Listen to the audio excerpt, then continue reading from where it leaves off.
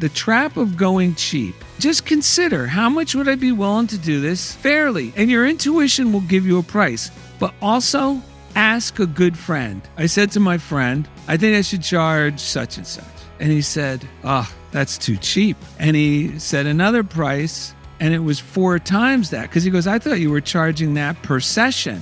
And here's what I discovered about myself. I am affirming my client's poverty. I'm already saying in my mind, well, they can't really afford this. The second thing is even worse. They won't want to spend this much on this. They're cheap. They're stingy. And what I have to offer isn't that good anyway. That is such a negative frame of mind to have for your client. Hey everybody, Jeff here. Before we get started, if you're getting value from the podcast, please take a moment to like and subscribe to our YouTube channel. For those of you listening on podcast apps, don't forget to rate and review. Your support really helps the show reach more people, and for that, I am truly grateful. Now let's dive in.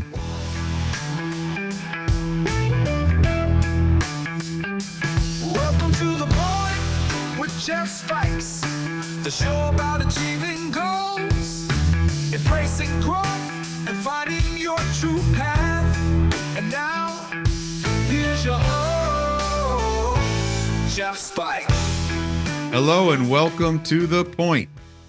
You're in for a real treat today. We are going to have a lot of fun as the king of, not comedy, but the king of yes and of anecdotal joy. And the way of bringing humor into your life is here. My dear friend, longtime friend, Darrell Fusaro.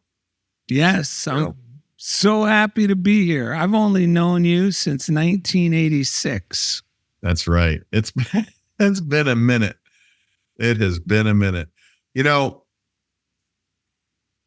you're on a kick for the end of the year, and Darrell and I are going to bring a whole nother perspective to that. We're going to announce something Darrell's doing and, help everyone consider an entire other angle as to how we're ending the year strong and how we're bringing in 2025 in an extremely powerful way. And Darrell, let's just roll right into it, man. Anyone that's listening to the show, and I always like to go back and just talk to you, the listener. It's Darrell, I probably need to get better at switching between talking to you. So I've had 3 or 4 guests on the show, and I did 2 years of hosting the Daily Balm for Family Recovery Resources, and I've done other things like that over the years, and it's always I'm the interviewer. So it's really easy to just make an introduction. But in this being the point, being the podcast, The Point with Jeff Spikes, I sometimes just roll into talking to you, the audience, and and I just start talking, you're this and you're that. So the timing of that could probably get better, but we believe in forward movement, and we believe in being okay if things aren't perfect, and if there's a level of expertise to grow from. And so it fits. Sometimes I'm a really good example of having room to grow and being joyful about the journey and the process. Other times I'm hard on myself and curmudgeon towards myself. But look, we're here to talk about the way to transition and move forward, and in a way where we're not ending something and starting another. We talk about how one thing ends and the other starts, so that we can consider starting before something ends, so that there's a flow and a rhythm. We start our day preparing to sleep, right? We set the tone for tomorrow, today, in how we prepare to sleep, because sleep is what gives you the rest and the nurturing and the thoughts and if you're working in conscious and unconscious, you're in this flow. So now you have a different perspective. I'm going to go right to that before we kick into the other. You're working on moving powerfully into the new year, having launched. Is this your second or third of this particular series of that you're doing, the class that you're doing? Yeah, the online Zoom workshop I'm teaching now. I've done this is the second run of it, and I had such a big turnout for the first one. I was almost reluctant to do it again, to present it again, because I thought, well, where are all the people going to come to do the same workshop from? You know, if they've already been to it. And interestingly enough, already one, I mean, out of that group, one is taking it again because it was so beneficial. And every time I teach it, there's always more to add because I keep growing and changing. And the workshop is Create Your Best Life via journaling. And it really is a technique that I started practicing just for myself all the way back when I met you in 1986, after we went to, I'm just going to call it a training facility because that's really what it was. And we were both being introduced to, in the most unlikely way from the most unlikely source, the most important foundation for succeeding in life. I would say not just succeeding in life, but succeeding in life with a feeling of, I don't even want to say joy, but with a joyful attitude. And in spite of what's going on or what you think is going on or how big your hurdles are, and that foundation was the fact that faith and love are more effective and more reliable than force. And Jeff and I, your host, this was being administered through the United States military back in 1986. The two of us just were fortunate enough to have been received orders to go there. And that's where we met. We were in different branches. I was in the Coast Guard. And Jeff, you were in the Marine Corps, right? Yeah, you were in the Marine Corps. And it's funny you say that because the way you said that pushes me so far in the future of what we certainly learned from what we were taught. But I've always thought it as more of we were being put under some form of pressure and stress to see where our minds were in the way of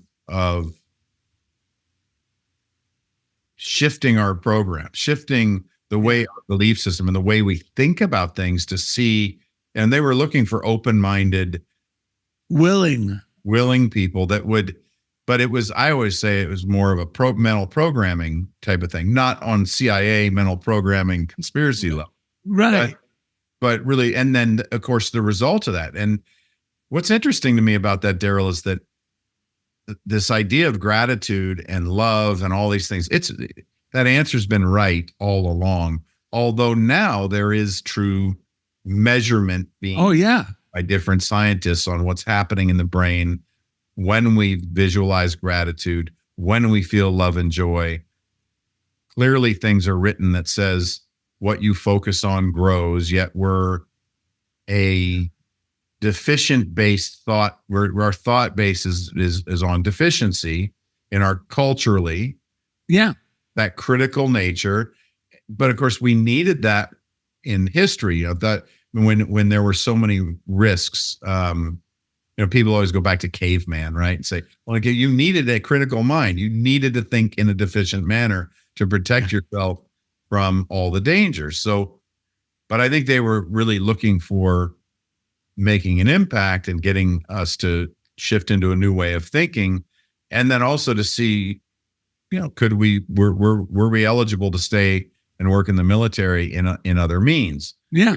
Stayed for quite a while. So, but this idea that we end up on this understanding of how powerful faith is and just everything that you were just saying is incredible. But look, you said something that you've done 2 classes. And I just want to say, Darrell, I want to make sure it's clear to the listeners and to any of you listening that Darrell's been doing a huge variety and assortment of different types of classes that teach journaling or finding the artist within to help communicate. And this idea that years ago, Jung says that, the process of individuation is critical to being who you are, being the best of who you are is critical that you individuate. And the process of individuation is making conscious that is in the unconscious. Yes. So the unconscious into the conscious mind and with awareness, right? So one of the best ways, let's not judge it as far as best, a very resourceful way of doing that quickly is through creativity. And what have you told me since 1986 when I would doodle, and I go through phases of playing with things like that. And you say, you helped me learn that there's an artist in everyone, right? Yeah. Oh, yeah, there is. It's just the other workshop that I had taught twice, also preceding this one. This has been a remarkable year for me because at the beginning of the year, up until the beginning of this past year, I only taught these workshops in person, never even considering to do it via Zoom, especially since the whole Zoom craze. I mean, the fact that most of Zoom was a direct result of the pandemic. So I kind of thought, well, I'm going to do things in person. And someone suggested, well, why don't you do a Zoom workshop? And I didn't argue. See, that's another thing too. When someone says a suggestion that hits home, for some reason, the knee-jerk reaction for most of us, including myself, is to kind of dismiss it as either too good to be true, I'm not ready to do that right now, only because I haven't considered it. Or, oh, yeah, that sounds good. But in my mind, I'm going, yeah, but you don't have all the equipment for that. Well, the only equipment you need is a iPhone and a laptop, really. And I was doing it with earbuds in the beginning. I didn't have the microphone that you see here now. And that first class, so what I was getting at was I tried it. I did the first 2 workshops were called the intuitive method. And they were exactly what you're just referring to. I was teaching the participants, or they were discovering through this process of simple visual art making that I guide them through. They discover how to listen to that artist within. And I would tell the class, you got to let the genie out of the bottle, because we've got so conditioned to not trusting that intuitive hunch, that intuitive lead. It seems silly, let's just keep it towards imagining yourself doing visual art making, just for the sake to keep this conversation simple. But this could go beyond that if you think of intuition in this way for anything you're doing.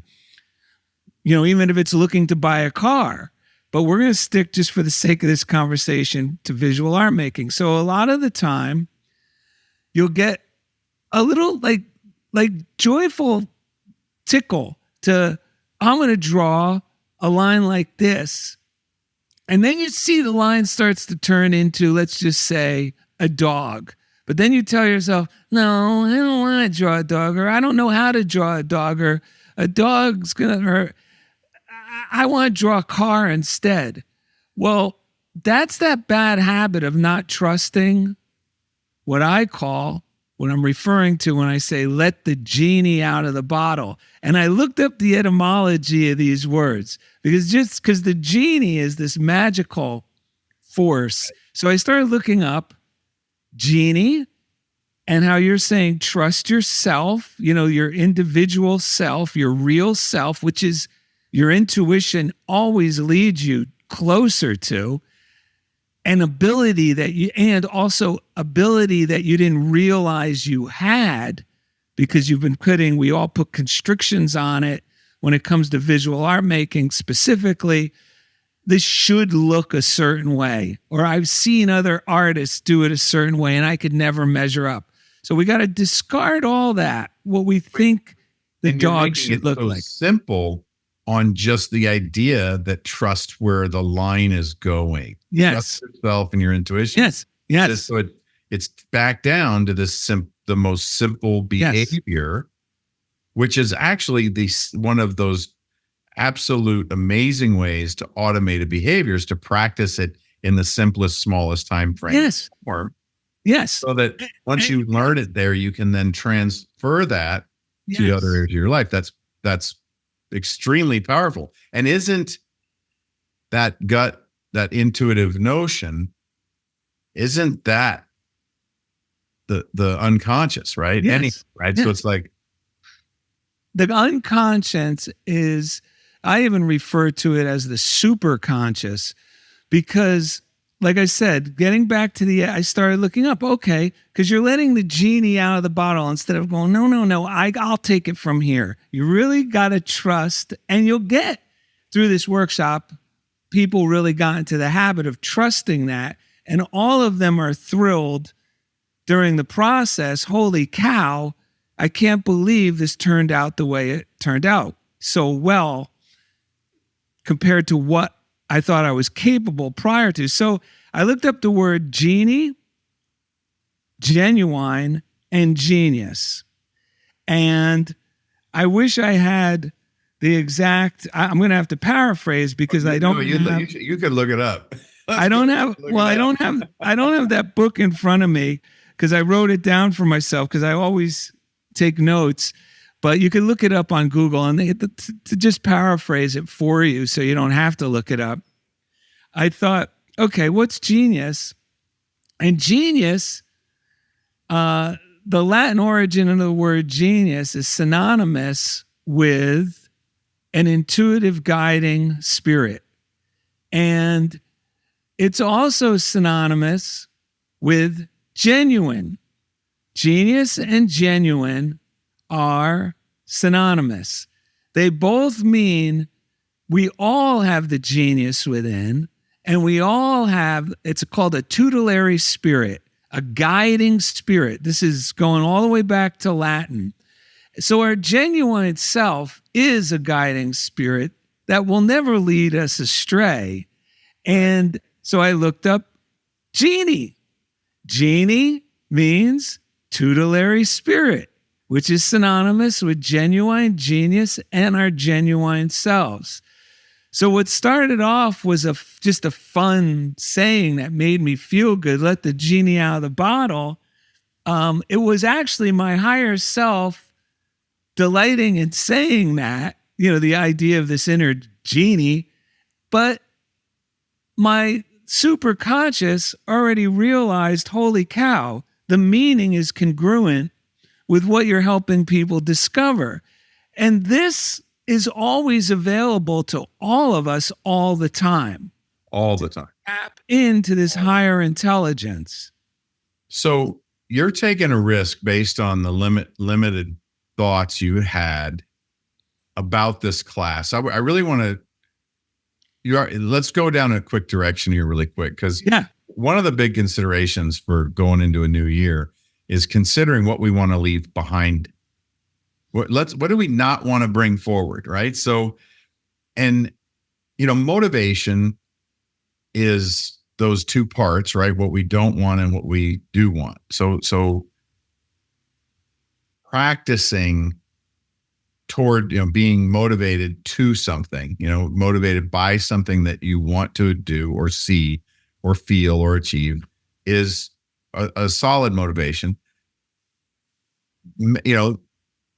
Many can also be driven from what you don't want. And speaking of that, let's see, that takes me back to when we met as well. But you're taking a risk in starting this class, having just done it. And my thought would be, let's do it again. And why not do it 10 times, 20 times, 50 times, and keep getting testimonials and have more and more people. So because you have the entire globe to process this, right? Thanks for reminding me. It's easy to forget that, folks. So in the spirit of that, what are you not bringing into 2025? What are you going to leave behind in 2024? I'm going to tell you, because this was the toughest thing to leave behind that I've been peeling away from as a direct result, Jeff, of, I don't want to say making myself do the workshop, but I'll say having enough enthusiasm to follow through with doing the very first one, from the very first one to where I am today, which is, we're only talking, well, I just want to let you know, they're 4-week work. So it's consecutive Wednesdays, an hour each week. So, and they're 4-week each workshop. So it's a month workshop, right, each one. So this is going to be 4 months of workshops that now I'm moving into my 4th one now. Okay. So we're talking 3 months completed, but I could tell you exactly what I'm leaving behind, because I started to leave it behind reluctantly with number 1, and I still had trouble with this one, but I pushed, I don't want to even say push through, because I want to say I looked through it through the lens of opportunity instead of thinking it as in a negative shadow. So let's just get to the point of what this is. And what I'm talking about, folks, is how much should I be compensated for what I'm presenting? And I have been a notorious undervaluer of myself. Now, if someone else was giving a workshop like this, I wouldn't hesitate to pay. And if I got everything that I shared in this work, in this, these consecutive workshops, I would be enthusiastic about the price and wouldn't bat an eye. But when I think of charging others, and I figured this out, so I'm going to share it with everyone, I tend to go low. So I started thinking, what does that mean? I'm glad I brought this little notebook in here, Jeff, because I got to read this to your listeners, because this is the trap of going cheap. I wrote it down, and I'm a big proponent, and that's why this class I teach, Create Your Best Life via Journaling, is write these things down when you have these discoveries. The class, the workshop encompasses goal setting and a lot of other things, but this insight we get, we could hear it from somebody else and it could give us a little oomph, but it's really not until we hear it from ourselves that it really changes my behavior. So this is what I realized. I wrote it down: the trap of going cheap, feeling I ought to cut the cost. Where does that come from? So I got real clear how negative it is. First of all, this is about pricing your services and products, okay? How much? So these are the tools I used in the past. When years ago, I wrote a play, and my wife and I traveled around the country, and a stand-up comic, when I got invited to to perform it the first time outside of Los Angeles, I got very excited. Whoa, this is great. And the thought was, I'll just, I don't know how much to charge, because I was thinking I really want to do this. But the stand-up comic saved my butt. And this is something you need to consider when you're pricing yourself, especially if it's something where you have to go physically somewhere. How much can you do it for without getting a resentment? How much would you be willing, right up front, you got to ask yourself that. How much would and just ask your mind this question: how much could I do this for? What's the least amount I could do this for without getting a resentment? Because your mind is going to tell you the truth. And you're going to start seeing where in the past you would undersell yourself. And then afterwards you felt a little resentment or a little, and the resentment could have been towards yourself. And you know what he said? He said, I do that every time I'm asked to do a performance, this little exercise. And because for himself, he said, because it's better that they get the resentment than I do. Because for me, the resentment's deadly. So I turned it into being that significant of a thing to consider. So that at that stage of my life helped me ask, and I did it just like tearing off a Band-Aid. I gave the price that I knew we could do, including the flights, the ride from the airport, and the comic told me, don't forget to ask for this and this and this. And I go, holy cow, I would have never thought to ask for those things. There's always more detail than you ever imagined. Yeah. Always. So I did. And guess what? They said, yeah. They said, yeah. Then just recently, using this same technique, I was asked to give a presentation, a workshop based on Pinocchio, creating a book on Pinocchio to the participants at the Italian Museum here, the Museum for Italian Americans in Los Angeles.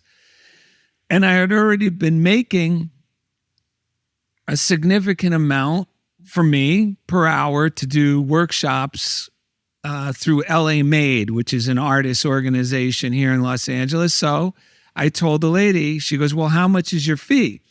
And I was honest. I said, well, I don't want you to be shocked, but this is what my fee is. And she goes, that's fine. We'll pay it. So I was like, holy cow. But when doing the workshops, these online workshops where it's just me, and I could start telling myself, well, I'm just doing it through Zoom. It's not a big deal. I'm not actually going anywhere. It's not that much of an inconvenience. Already, I am mistreating myself. You see what I mean? I'm already starting to undervalue myself instead of realizing, wait a minute, it's a little bit of a pain in the ass, to set up your Zoom so it looks good, so you're ready, so everything, all the bells and whistles work so they could hear you clearly. But here's the killers. The killers went the trap of going cheap. And just consider, how much would I be willing to do this fairly? And your intuition will give you a price. But also ask a good friend, not an acquaintance. Ask someone who knows you well, knows what you're offering, because this is what I did, has experienced, you're doing one of these workshops before, what a fair price is too. So I said to my friend, I think I should charge such and such. And he said, oh, that's too cheap. And I said, really? And he said another price, and it was 4 times that, because he goes, I thought you were charging that per session. And I felt a little uncomfortable with that higher price. And here's what I discovered about myself. The trap of going cheap. Feeling I ought to cut the cost. The first 2 things is I'm cursing my client. How am I cursing my client? 1, I am affirming my client's poverty. I'm already saying in my mind, well, they can't really afford this. They're not, you know what I mean? And the second thing is even worse. Well, they won't want to spend this much on this. They're cheap. They're stingy. And what I have to offer isn't that good anyway. That is such a negative frame of mind to have for your client. But I'm starting to feel depressed. Well, I wait. started smiling, but I'm starting to feel that, oh, what are you Because doing? that's what we do. We don't realize when we're thinking, when we say, well, I don't know if people are willing to pay this. Well, you're saying they're cheap and they're stingy. And what you have isn't really of any value. Now, I'm not saying to do something crazy, like you never taught a class before, and now you're just pulling an exorbitant amount out of thin air. Well, I'm saying this is something you do it well. This isn't just pulling up, you never did this type of thing before at all, and you're just pulling out a high number. You can't do that either. But I was saying, I'm sure everyone listening to this podcast isn't in that category. Now, the third and final one, which these two lead to, is I'm devaluating myself. I'm saying what I have to offer isn't worth that much. And you know what? These are bad ideas. And they're bad ideas. I know they're bad because they feel bad.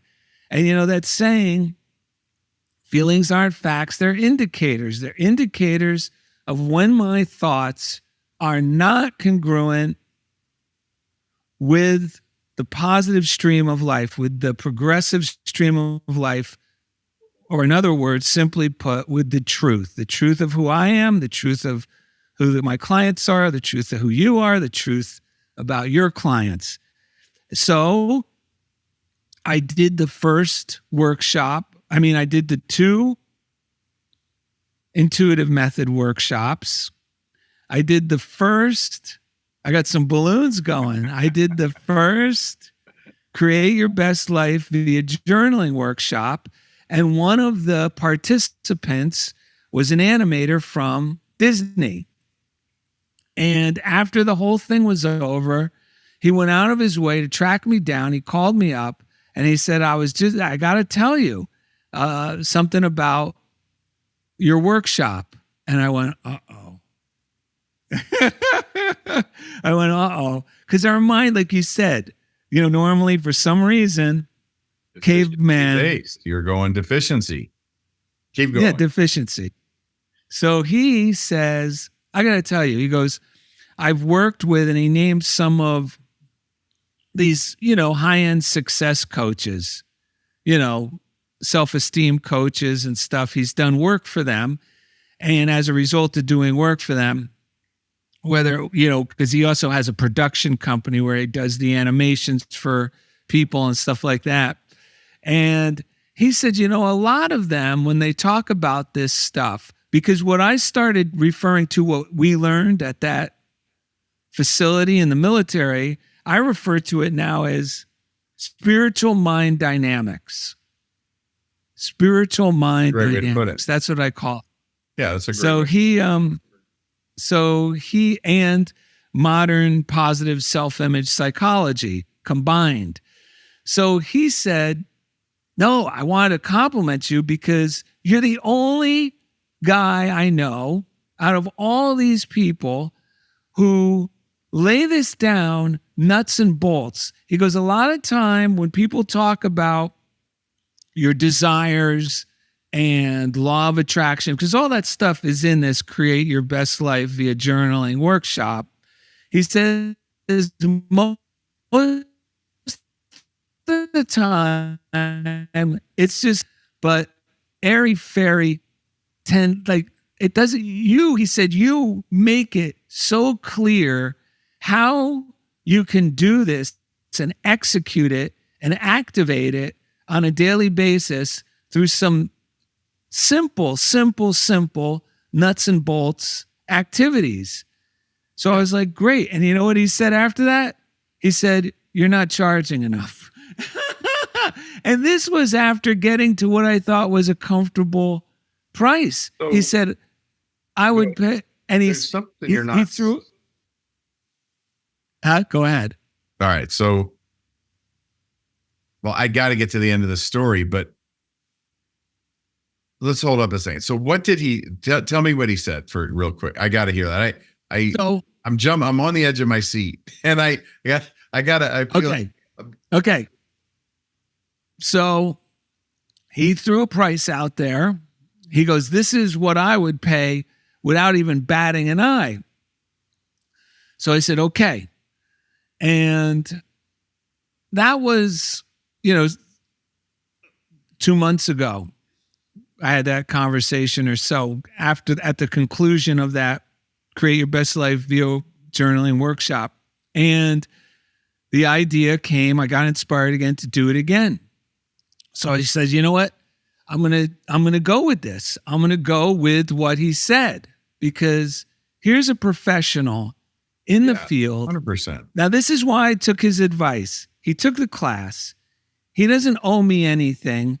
He's not a close friend who was just blowing smoke, trying to be kind. He paid for that first class. So he's an objective and credible critic, for lack of a better word, right? Right. So when he said that price, and he was not outrageous with a price. The price is affordable, very affordable for the 4 sessions and what you get out of it. I said, okay. And I got excited about doing it. But you know what, Jeff? I started shrinking down to the feeling of, well, really? Because I don't know. Some of the people that wanted to take my class, they might not. And I had to say, Darrell, no. Don't condemn your clients to poverty. And what you have is valuable. So, in case you're wondering, how much is this 4-week workshop? It's only $200.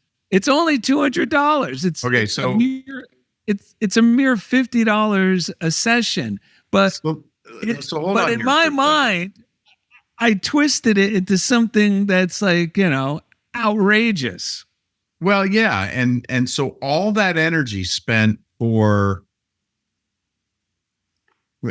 $200, which today doesn't seem like much. It's understanding it can also be a lot with if people are trying to cover. But think about this, right? All that energy based on this information. What are you leaving in 2024?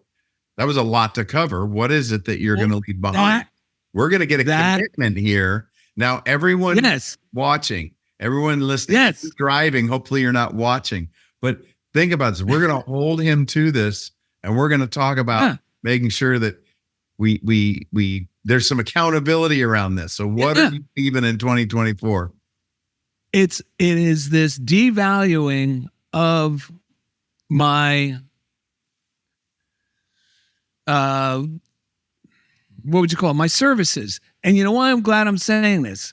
Because it's devaluing and undervaluing my services, because I also have an art exhibit coming up. And that's another thing I do. I devalue, and this is bad, folks.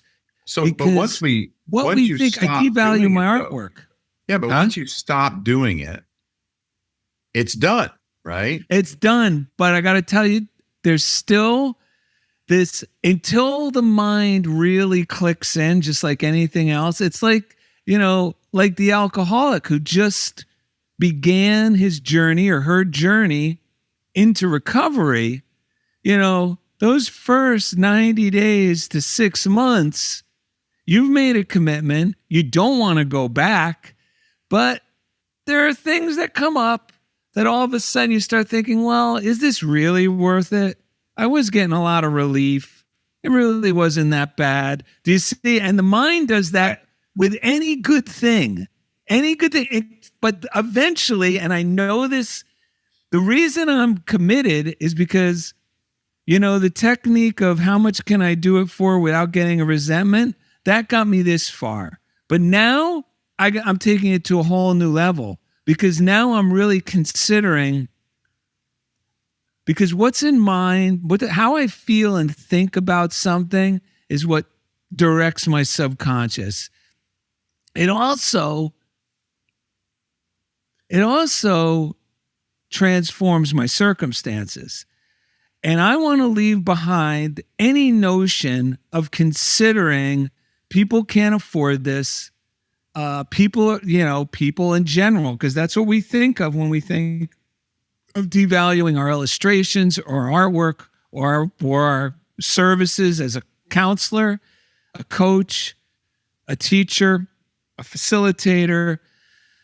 I am leaving behind this notion that this is a little bit out of their price range, or this is they're too cheap to really invest this much in this particular item, which leads to me devaluating myself. What I have to offer isn't worth that much, because once the mind, I know this from myself, once that feeling clicks out, and I've done this before.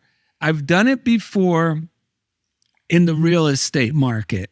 When I bought my first place in New Jersey, and in order to cover the costs, I was living on my own. Jeff and I, we really don't share this much, Jeff. And I think it's something we ought to with people who listen, because I think it is a piece of the equation that some people can relate to, who may think, yeah, but that was easy for them because, or that is too difficult for me because.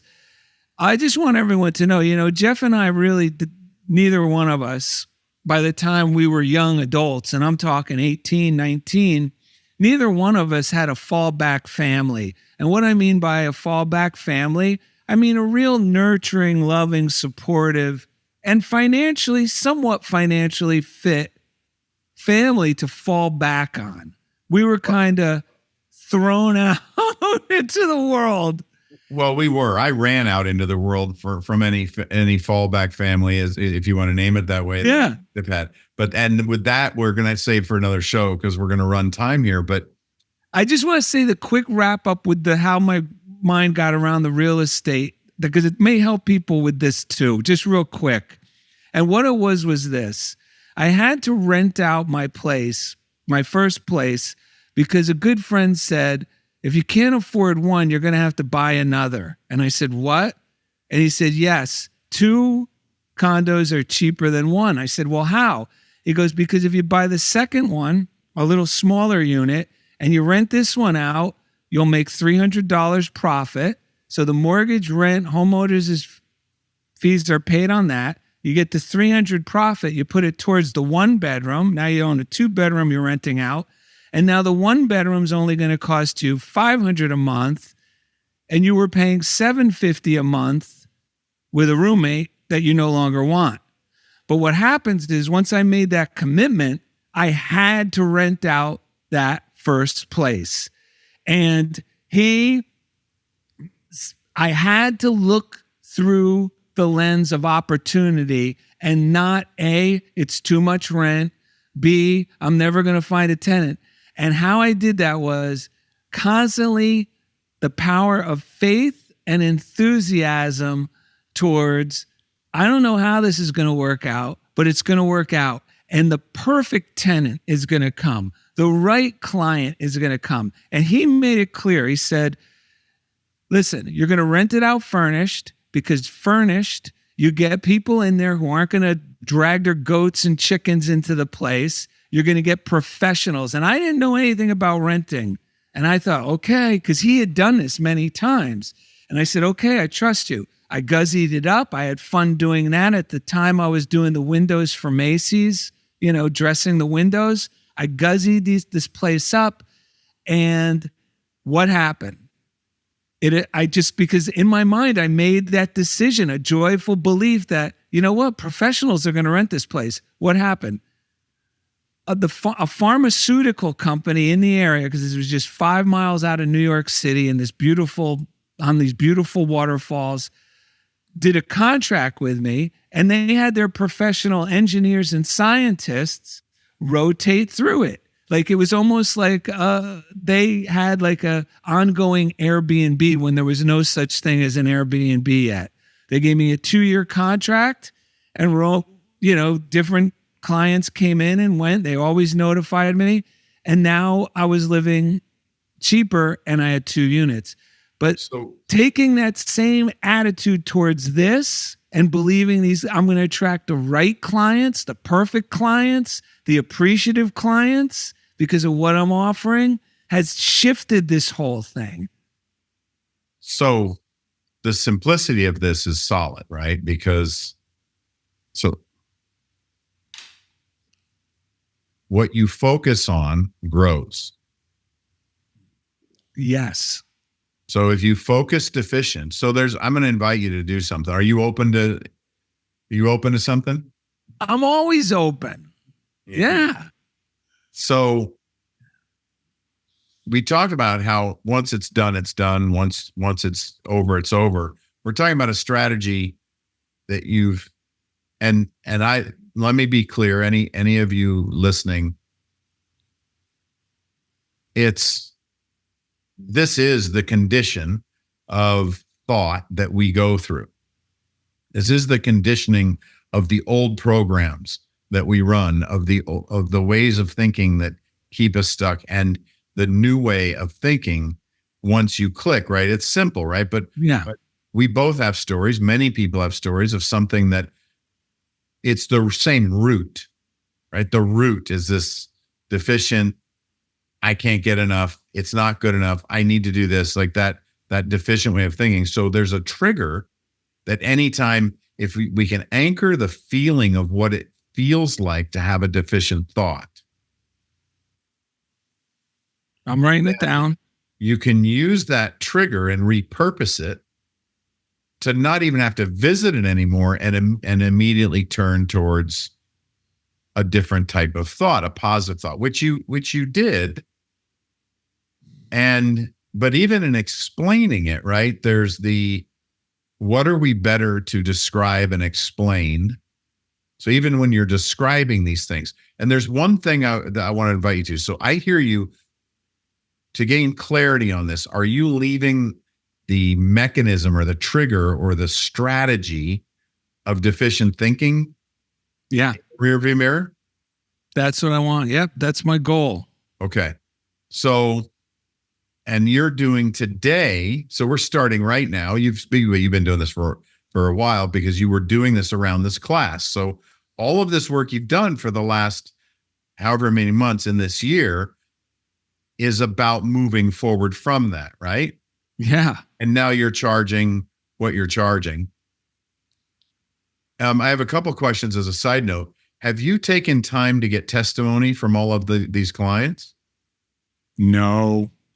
Have you considered putting the last few minutes of each class to have a moment for people to give a testimony of how it benefited them this week? I'm writing this down because I haven't.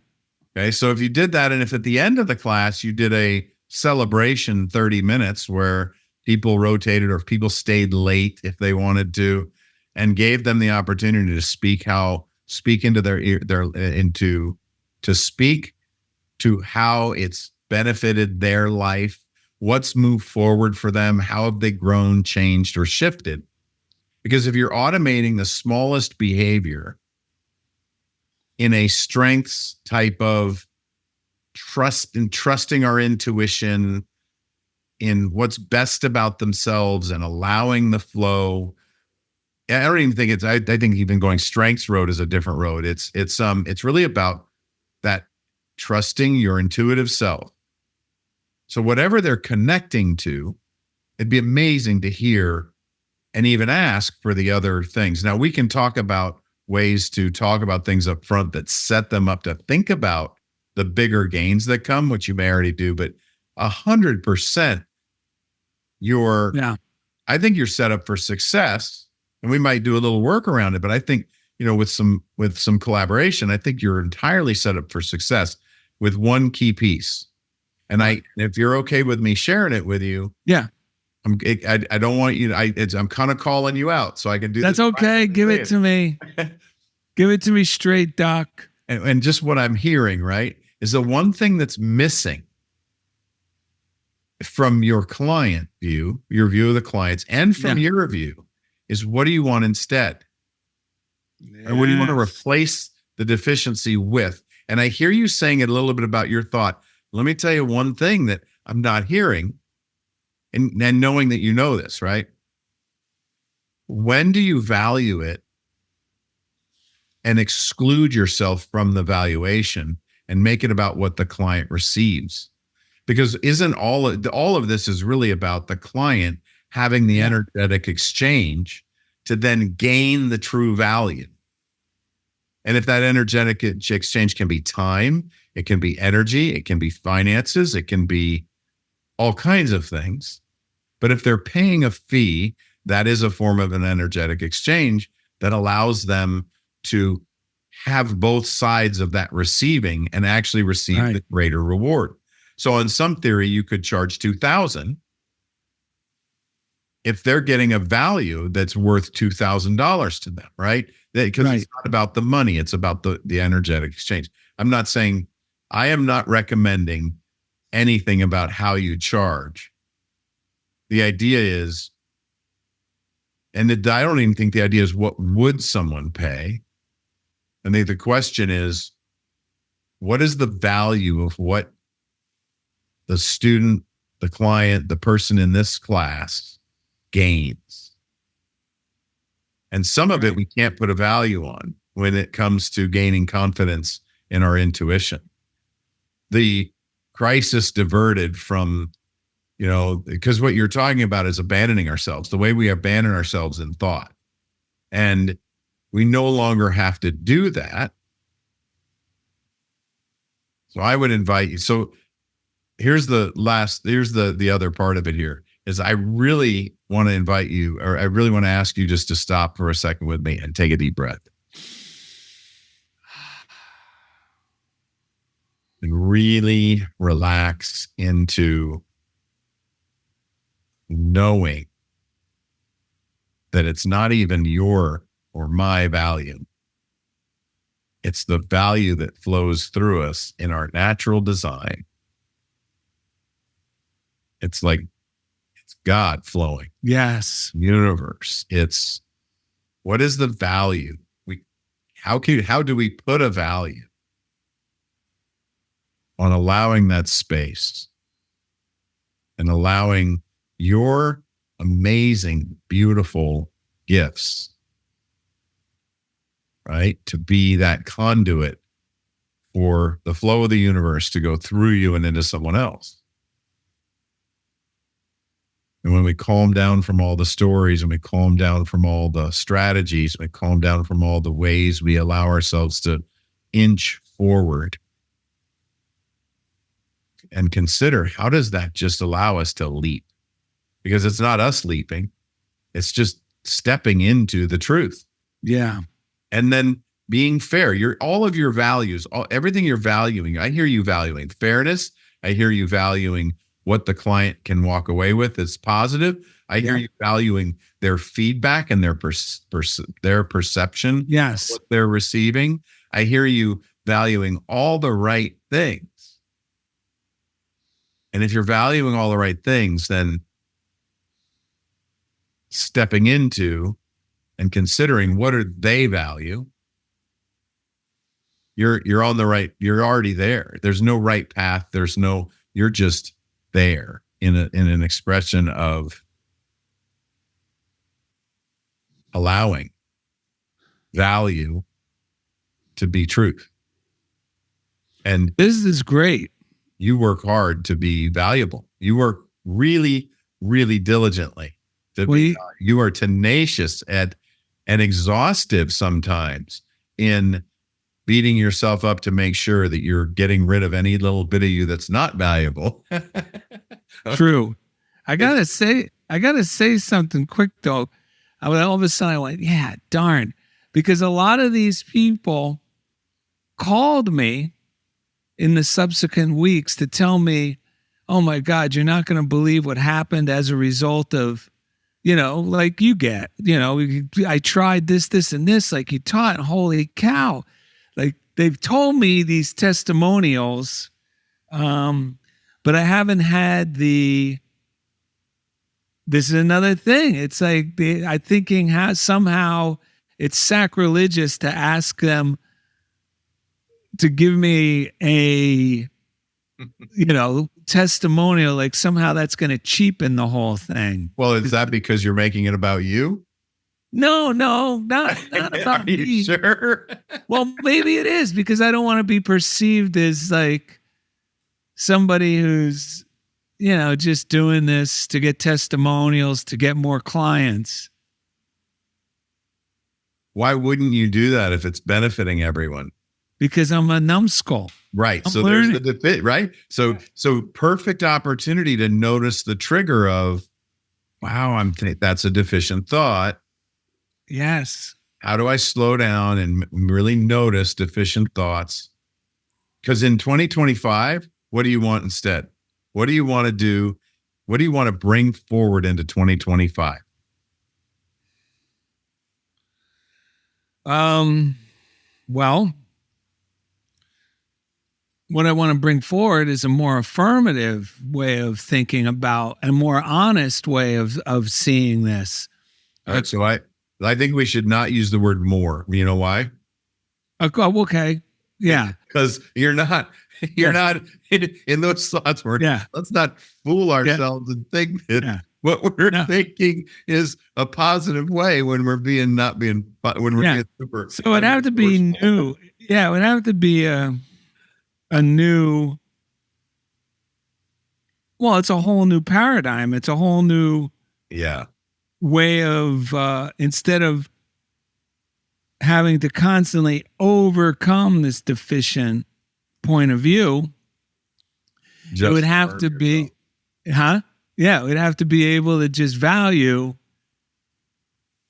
honestly. And when I mean honestly, fairly, and not negatively, because that's where I don't view my old bad habit of judging myself in these types of situations is always deficient. Yeah. So if you remove that, you can replace it with affirming thoughts and affirming and catch yourself if you're not in that zone and recognize yourself. So there's more to this in how we can help automate that. And your classes actually has the answers. But Darrell, imagine this. I'm really to all of you, if you're listening, imagine seeing one of the most amazing pieces of art that speaks to you clearly and having the artist who you believe in deeply just giving it to you. Just saying, here, use this. There is a piece of art. What would you do? There's 100 answers of different options of what could be done, but Darrell created this art of a dog shaking it off that's become for 20 years now, and even before you gave me that 1 year as a gift, and it was for Darrell, it was just a little sketch. It was just a quick drawing he did. So we always say, and you know this about yourself, you think it's what your genius, you think it's simple because it's you all the time. Yeah. And other people are in awe about what's simple and natural to you in your gifts and your strengths. I was in awe at this picture. It looked like one of the finest expressions of Japanese brush strokes, creating this dog shaking it off that was just incredible. And had somebody put it across as some famous Japanese, painter or artist, I would have believed it. And it's it's actually become an anchor for people that, work in our different programs, because we use it as an anchor for a reset, because you want visual and auditory, you want all these different resets. So, but you and I will talk more about this. We're gonna cut here for time, but Darrell, you have brought so much value forward in the world. That's the other thing, is surrounding ourselves with people that help us stretch. And, you've always helped me stretch myself in the realm of considering what's possible, and in the realm of also staying true to a core sense of value that's fair and reasonable, and always giving something. It's always about what we can give. Yeah. Always looking at what you can give. And of all the people I know in the world, right? There's thank you. To be bound by these limitations, right? So I'm excited that you've made that commitment, and we'll follow up. But you're, let's see what happens, and let's follow up and find out what happens. And if you want help setting up a call for all of the clients that have been through the course, or what if you did a call to action to anyone that's ever worked with you to show up for a testimonial day, or to even show up at your art show. Oh, yeah. And make testimonials of how your life and your art has affected them, and make that testimonials. But because that is not about self-promotion. Right. That's about embracing the joy of the God in you, the I am creative in you. I am beautiful. I am all these things that you communicate to people through what you do. Can I get a copy of this? Yes. So I don't forget. Yeah. I'm taking notes and I go, wait a minute, I could just listen to this again. Maybe Jeff will also send me a copy so I could replay it over and over. The best thing you're saying, I want to just reemphasize, because this was what just helped me really understand what you were saying. And it's so simple, I don't know how I overlooked it. It's forgetting to value myself as simply the conduit. It takes all the other roadblocks in my mind out of the equation. Yeah. That's beautiful. What is the value of you being a conduit of allowing this good to flow through you, and doing your best to make sure that that conduit can allow it to flow through you in a way that's so beneficial to others? That makes this so much clearer to me than when we started the call. And I think it's exciting that your training, your encouragement, and the way you do these groups, I think it's exciting to get that in front of more people, have more people experiencing that, so they can have an entirely new way of connecting to the truth and trust of their own intuition. Yes. People are craving it, right? Well, yeah, even I'm craving it, and I do it all the time, or I wouldn't be so in awe about the thing you just presented to me. We're continuing to crave it more and more. Even the guy who's supposedly sharing the techniques now, but that's the thing. The physician can't perform surgery on himself. Oh, believe me, you've done this to me, or for me, and with me as many times as I've done it with you.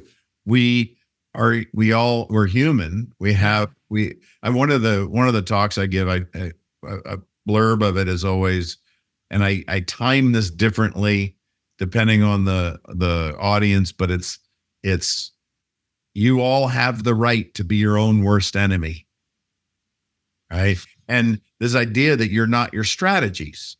Yeah.